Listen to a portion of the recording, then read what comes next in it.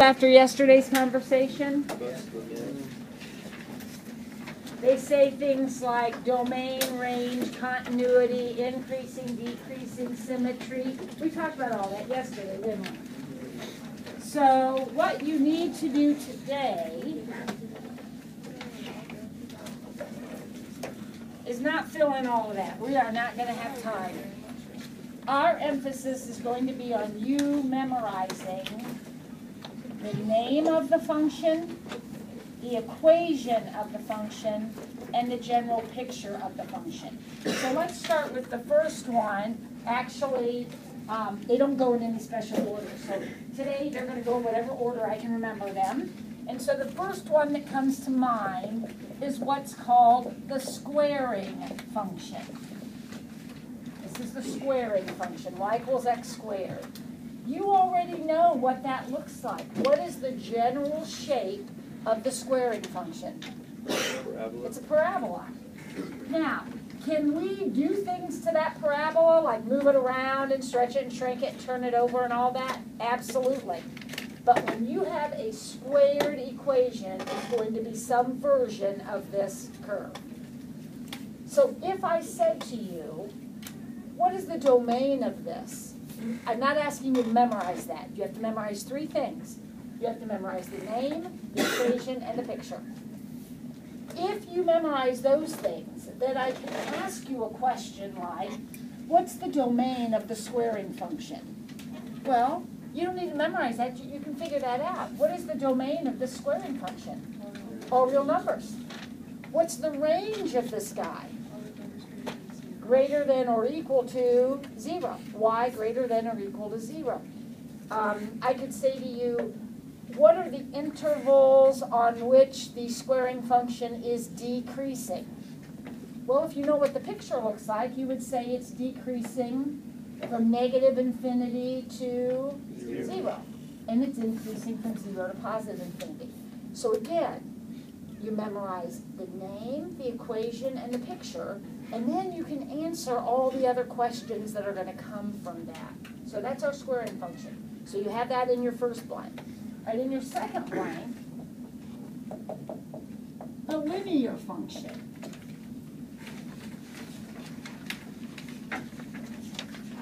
What does that look like?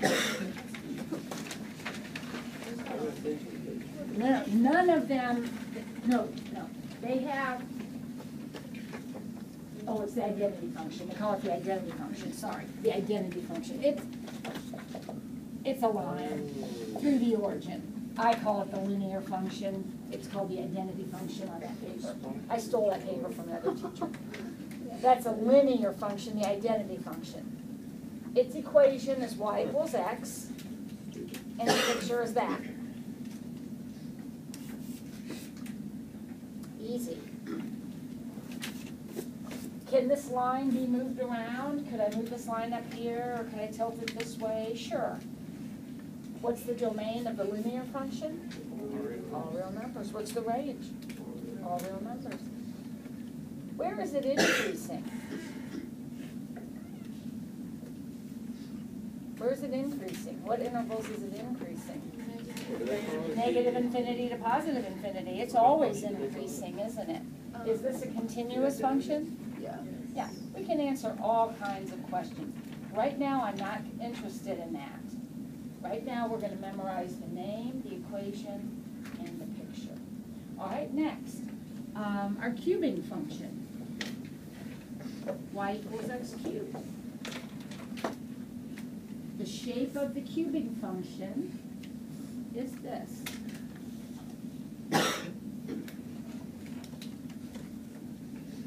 First of all, is that a function? Why? It passes the vertical line test, sure.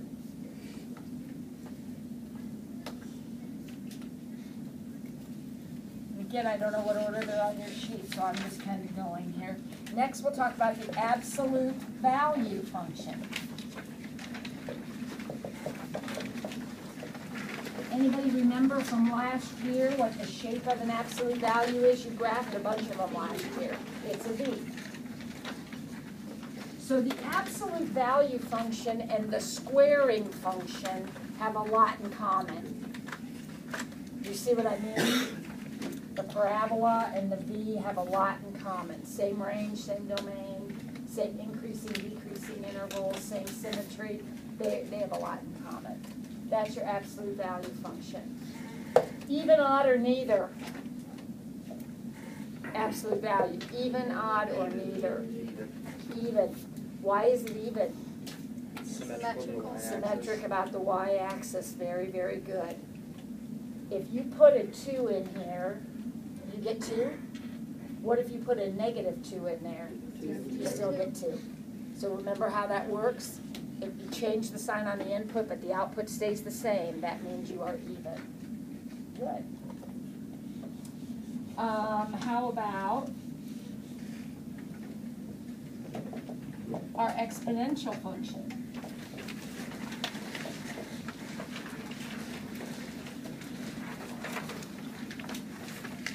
The exponential function is one of those weird ones. When you look at the equation, you wouldn't think there was an asymptote, right? But there is. This is an asymptote. This curve approaches that the further it comes out this way. This side of the curve shoots up into space. But this side, this is an asymptote here. So this one, okay, this one, if I were going to identify the range of the absolute value function, I would say y greater than or equal to 0, right? If I were going to identify the range of this one, it would be y is greater than 0, not or equal to. Would you agree with me? You see what I'm saying? Yeah. Be careful. The use of that or equal to is important. All right. Now, how about the logarithmic function? The logarithmic function.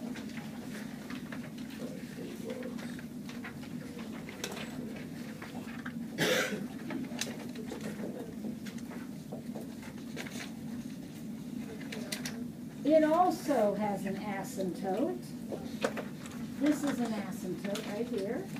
The curve approaches that as it heads down, down, down, down, down, down. What's the domain of the logarithmic function? Now that I've drawn the picture for you and you've reproduced it on your paper, what's the domain of that guy? Still, is this the natural one? Yeah. Yeah. This what? Well, it can't equal 0, but more than that, it's got to be greater than 0. Your domain is greater than 0. There are no logarithmic points over here.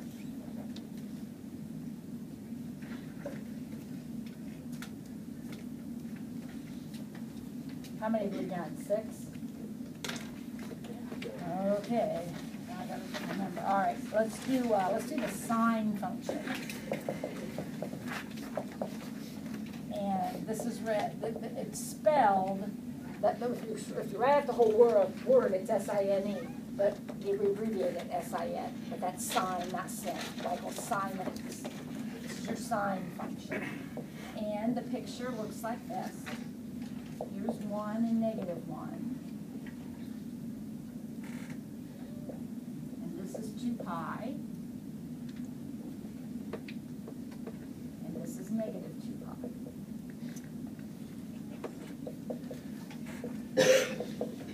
So that's your sine function, and it does keep going. We're just not going to graph it forever, remember. The sine function is just a bunch of hills and valleys, oscillating between 1 and -1. Notice the sine function goes through the origin. That's important to note, because the cosine function has exactly the same shape, but it does not go through the origin.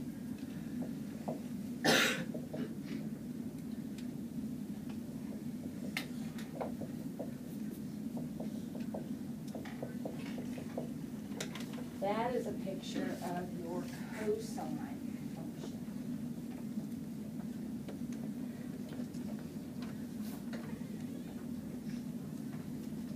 You're going to get those two confused if you're not careful. So try to come up with a way of remembering that the sine goes through the origin. You start your hill right here at the origin. The cosine starts up here at the top of the hill. Somehow you got to keep those two straight. Now the good news is, what's the domain of both of these? All real numbers. What's the range of both of them? -1 to 1. That would be your range. I won't ask you questions about increasing or decreasing here, because why? Too much. Too much. It just goes, I mean, you've got increasing intervals, and then you have decreasing intervals, and then you have increasing, and then you have decreasing, and it just keeps going forever and ever. So as long as you understand there are a lot of increasing and decreasing intervals here. Is this continuous? Yes. Is it bounded? Yes, because you've got a ceiling and a floor. So again, if you can remember the shape, the question should be easy to answer.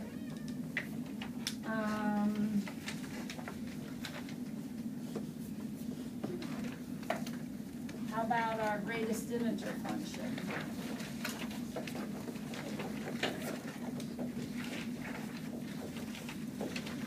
And there are different notations used for this. A lot of books use this notation.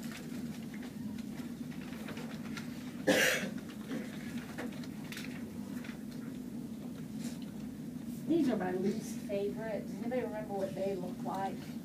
Greatest integer functions? They're step functions. So you have a dot at the origin, they come over 1 unit. Remember these? They are total least favorite. We do not care for these. I forget what that's called, but I project my feelings onto you. I don't care. Maybe you love them. I hate them.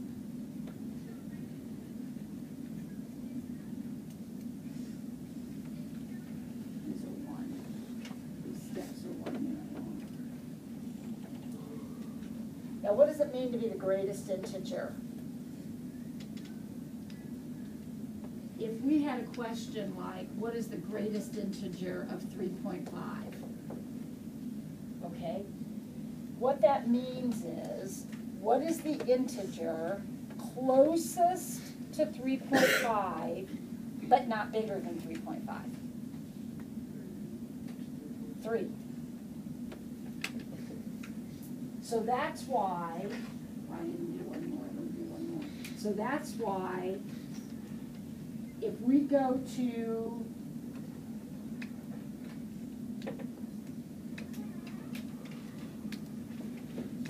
if we go to 3.5 on the x-axis, it's graphed at 3 on the y-axis, because the greatest integer of 3.5 is 3.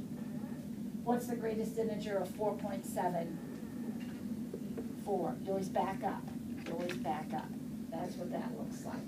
What's the domain of that?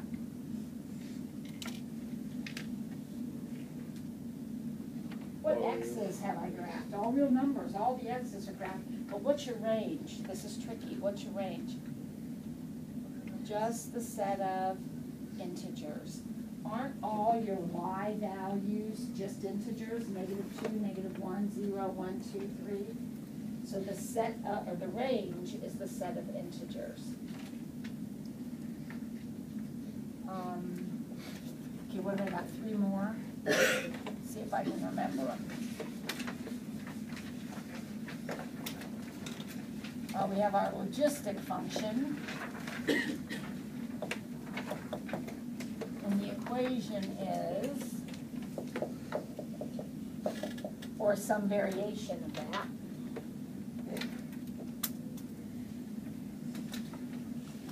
And that looks like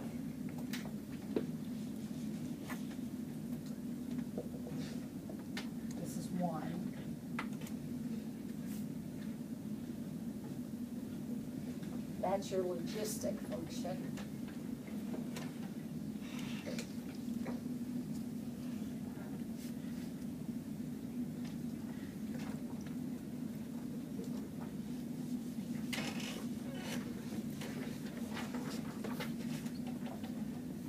What am I forgetting? Oh, yeah. Your reciprocal function, which is 1 over x. We looked at some of these yesterday. Has this shape.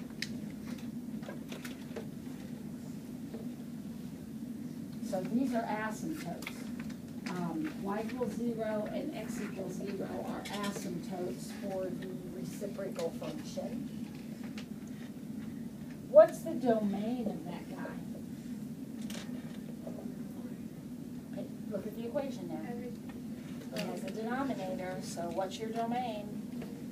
X can't be 0, right? That's your domain, all the x's except 0. And what's the last one? Square root.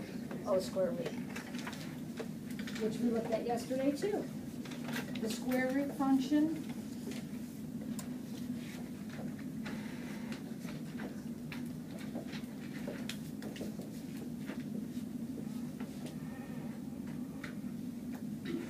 It's like this.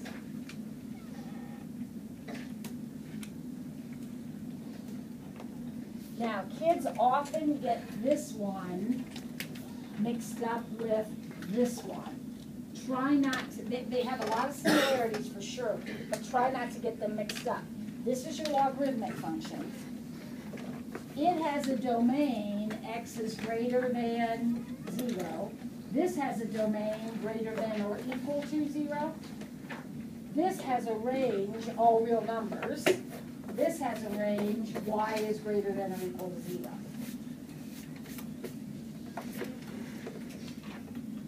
All right? Now, got it all filled in. Let's see what you're going to do for homework then. You would open up your book to page 10.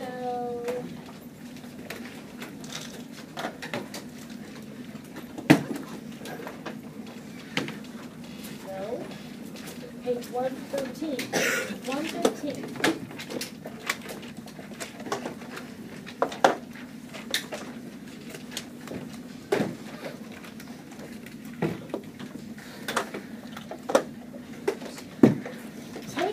On page 113 at those 12 graphs that they drew for you. They are all variations of your basic functions. And you need to match them up with the correct equation there in A through L. See that? Now, let's talk about some of the modifications. Look at graph number 1. Graph number 1. What shape is that? And I know you just talked about these today, but look back through your papers. Cube. That's a cubing function. So number 1 is a cubing function. But it's different than the one you're going to memorize. You're going to memorize the basic cubing function, which goes through the origin. This one, what has happened to it? It shifted up one. It shifted up 1 unit. So we need to keep in mind, okay, so this is our basic function. If you want to move things, whether it's a cube or anything, you want to move it up or down. Do you remember how you do that in the equation, if you want to move it up or down?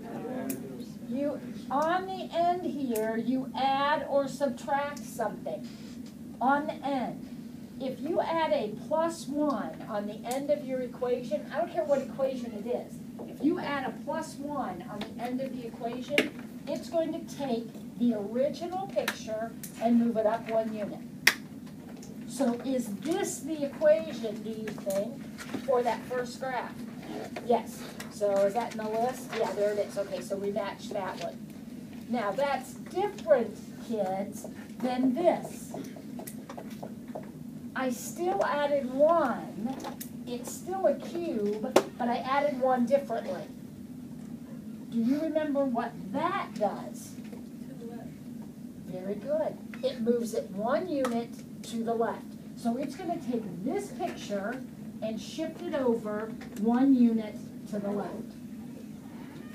When you add or subtract to the x, not tacked on the end, but directly to the x, that's a horizontal shift. That shifts you sideways. If you tack it onto the end, it moves you up and down. So look at those listed pictures there. Are there any other ones that look like they're cubes? In the 12 graphs they did, number 9 looks like a cube. What's happened to it? Shifted to the left 2. So what equation is that going to go with? That's going to go with D. You're exactly right. All right, take a look at graph number 2. What shape is that? That's absolute value, but what's happened to it? Down 2. So even if they weren't matching, you should be able to tell me that's the equation, right? Because that would take a V and move it down 2. Good. All right, what's 3? That's a tricky one. J. It's a square root, but it's upside down. Square roots are supposed to look like this. What do you do to your equation if you want to flip something upside down? You make it negative. So this equation would be graphed like this. So what would this look like? What would that look like? A parabola upside down? That's what a negative out in front does. Turns it upside down. All right, so then that's for that one. Oh, what's number 4?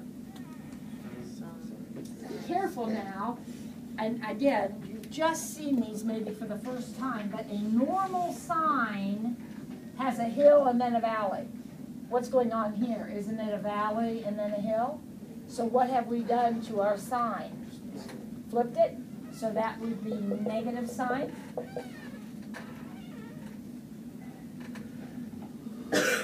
How about 5? That's linear, but it's wrong direction, so it must be y equals negative x. Uh-oh, what happened in number 6? It's a squared. And it shifted 1 unit to the right. So how do we accomplish that? How do we get a shift to the right?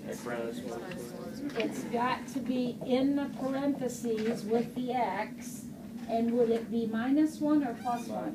-1. It goes the opposite of what you think. Right? That's going to shift it 1 unit to the right. Good, good, good. This is good stuff. By the way, I'm doing your homework for you. Number 7, what's going on there? Step function.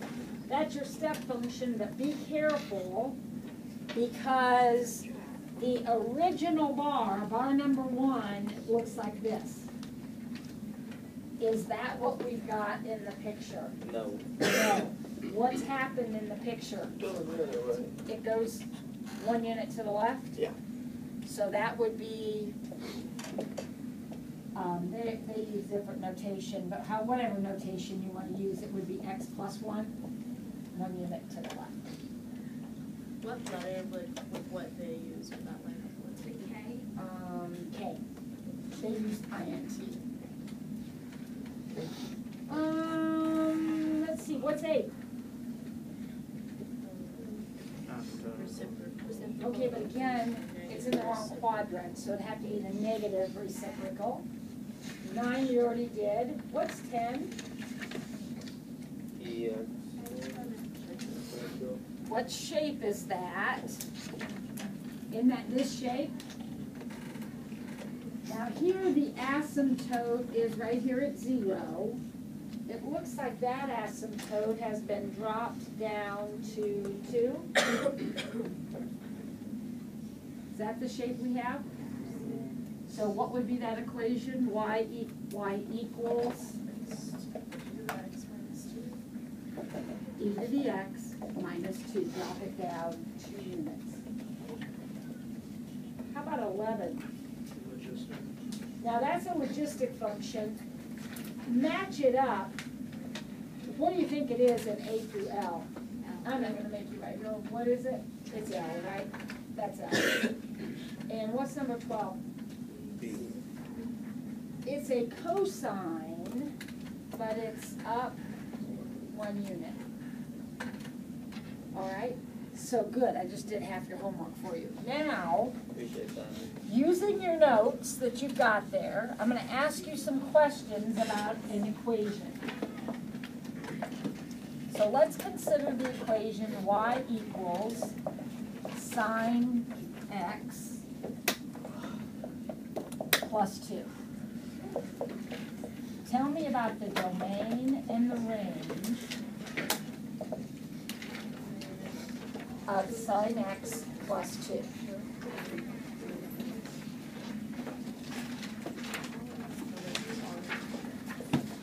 What's it going to look like? First of all, let me graph a regular sine.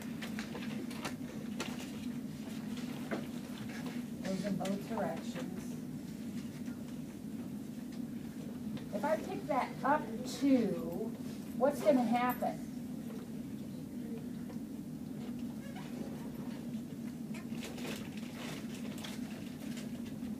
Would you agree? It's going to look like this. So what's its domain? All real numbers. That has not changed. We haven't changed that a bit. But what's its range now?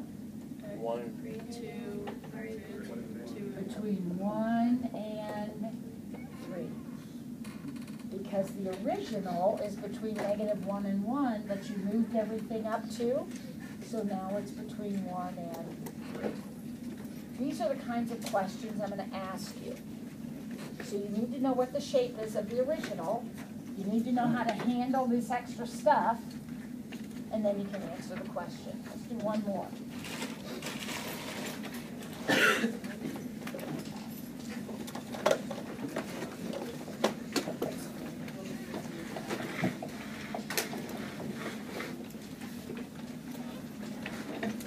Oh, let's make it really wild and wacky. Okay, domain and range.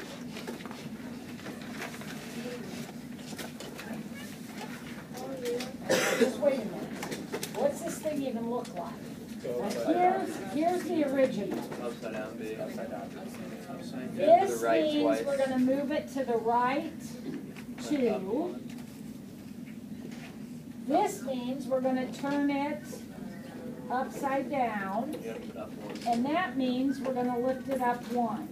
So would you agree this is the picture that I have? Yes. What's my domain? All real numbers. What's my range?